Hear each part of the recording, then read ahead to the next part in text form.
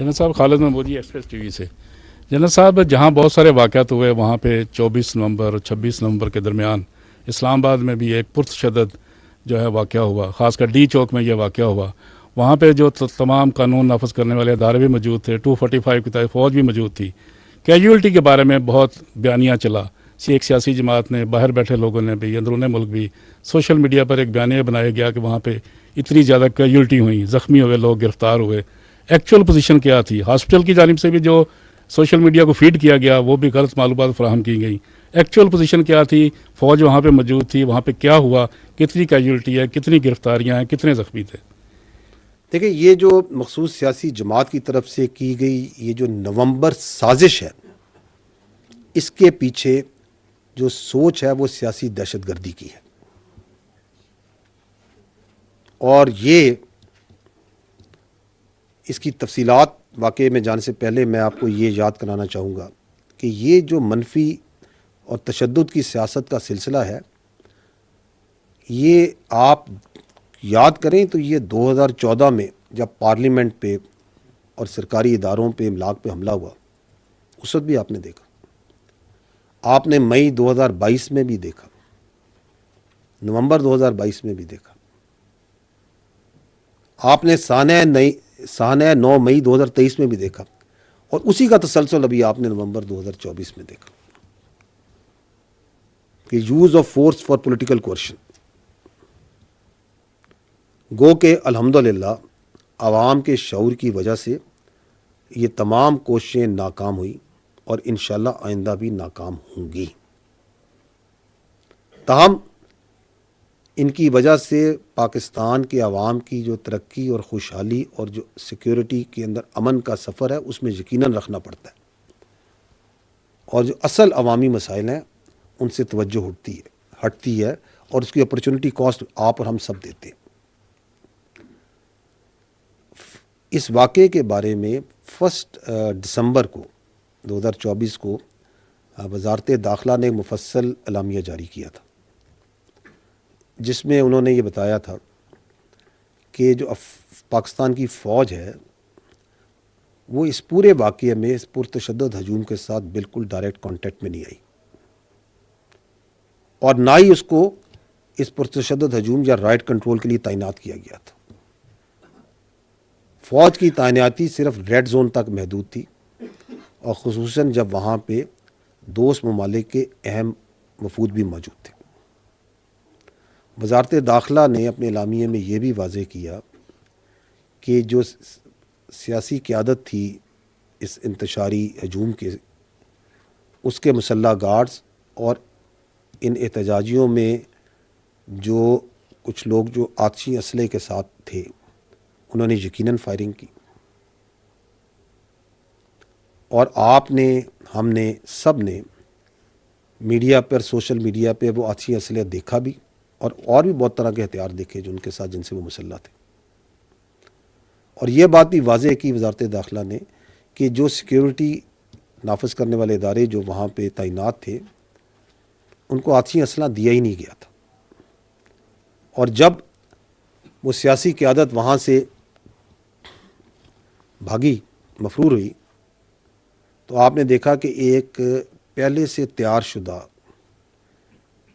Social media content اور fake content کو بڑی سپیڈ کے ساتھ ڈالا گیا، جس کا مقصد یہ تھا کہ بے بنیاد الزامات لگائے جائیں تاکہ یہ جو بے معنی ہنگامہ رہی ہے اور جو پہلے سے جاری شدہ سیاسی انتشار اور معاشرے میں خلقشار ہے اس کو مزید بڑھایا جائے. دیکھیں، قانون جو آئین ہے ہمارا اور قانون ہے یہ بالکل اجازت دیتا ہے کہ آپ پرامن احتجاج کریں. آزادی حق، جو آپ کی آزادی ہے اظہار رائے ہے، اس کا حق بھی دیتا ہے. لیکن یہ تمام جو حقوق ہیں یہ کسی قاعدے میں اور کسی قیود کے تحت ہیں. اگر آپ کیلوں سے لگے ڈنڈے لے کر، آتشی اسلحہ لے کر، ٹیئر گیس شیل لے کر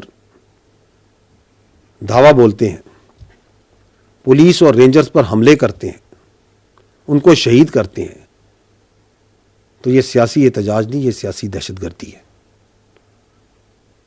اور اس کو کوئی قانون اس کی اجازت نہیں دیتا. اگر ہم مسلح جتھوں کو لے کر وفاق پر حملہ آور ہو جائیں اور اس کو سیاست مان لیں تو کل کوئی بھی گروہ، کوئی دہشت گرد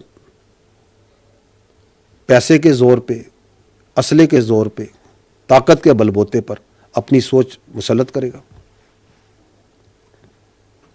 سوال جو ہے وہ لارجر کوشچن یہ ہے کہ یہ جس طرح میں نے پہلے عرض کیا کہ واٹ از دیٹ تھنگ جو کہ اس منفی سیاست کو سپیس دے رہی ہے کہ بار بار یہ ہو رہا ہے. اگر آپ اس پہ غور کریں تو اس کا جو سب سے بڑا انیبلر ہے وہ فیک نیوز اور جھوٹا پروپیگنڈا کرنے کی صلاحیت ہے، جو کہ اس کے منصوبہ سازوں کو، سہولت کاروں کو یہ اعتماد دیتا ہے وہ کچھ بھی بیچ سکتے ہیں. آپ کے سامنے ہے کہ 9 مئی فیلس فلیگ ہے، یہ فوج نے خود کرایا، اداروں نے خود کرایا، ان کا یہ بیانیہ بیچنا شروع ہو جاؤ. اور ابھی 26 نومبر کو بیسوں نہیں تو سینکڑوں نہیں تو ہزاروں ان کے جو احتجاجی ہیں وہ شہید ہو گئے. یہ بیانیہ بناؤ اور بیچو، because they have that confidence کہ ہم کسی قسم کا جھوٹ بیچ سکتے ہیں. اور اس کے پیچھے وہ ایک سوشل میڈیا ہے،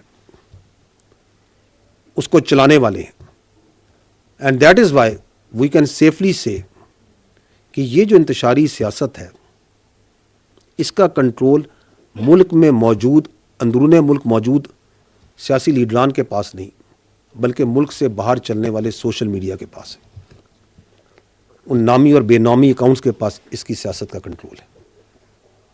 اور آپ یہ بھی دیکھتے ہیں کہ کس طرح ایک دم انسانی حقوق کی تنظیمیں پوری دنیا سے قانونیت کا اور انسانی حقوق کا منافقانہ پرچار کرنے والی تنظیمیں ایک دم پاپ اپ ہوتی ہیں. وہ جن کو جو واضح اور کھلی بربریت غازہ میں اور کشمیر میں ہو رہی ہے وہ ان کو نظر نہیں آئے گی، ان کو شام اور لیبیا میں ہوتے ہوئے مظالم نظر نہیں آئیں گے، ان کو پاکستان میں ہوتی ہوئی خارجیوں کی اور دہشت گردوں کی بربریت بھی نظر نہیں آئے گی. لیکن فیک کانٹینٹ، فیک ویڈیوز اور اندیکھی لاشوں پہ آپ دیکھیں گے کہ ان کے جذبات بے قابو ہو جائیں گے. یہ جو تنظیمیں ہیں، یہ جو باہر بیٹھ کے یہ جو ہیومن رائٹس کے اوپر واویلا مچا رہے ہیں، میں ان سے درخواست کرتا ہوں کہ آپ اسی طرح کی، اور یہ سوشل میڈیا جو باہر بیٹھ کے اس انتشاری ٹولے کا چلا رہا ہے، انہیں میں درخواست کرتا ہوں کہ آپ اسی طرح کی سوشل میڈیا کمپین غازہ اور کشمیر پہ چلائیں. وہاں پہ آپ کو فیک ویڈیوز اور ڈی فیک ٹیکنالوجی کا استعمال نہیں کرنا پڑے گا. آپ کو حقیقتاً وہ مظالم وہاں پہ ہیں، وہ نظر آ رہے ہیں کہ آپ ان کے حق میں اور اس سچائی کو دکھانے کے لیے سوشل میڈیا کمپین چلائیں. لیکن یہ جو سچائی کے سوداگر ہیں یہ ہرگز ایسا نہیں کریں گے، کبھی بھی نہیں کریں گے، اور نہ ان کو اجازت ہے ایسا کرنے کی. تو یہ ہے حقیقت اس واقعے کی.